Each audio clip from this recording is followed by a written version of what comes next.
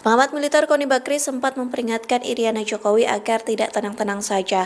Peringatan itu disampaikan Koni saat membahas video skandal keluarga Jokowi yang berkaitan dengan kasus Sekjen PDIP Hasto Kristianto. Koni menyebut mantan Gubernur Lemhanas Andi Wijayanto menyimpan data skandal keluarga Jokowi termasuk Ibu Iriana. Terkait peringatan Koni terhadap Iriana, Presiden ke-7 Republik Indonesia Joko Widodo memberikan respons.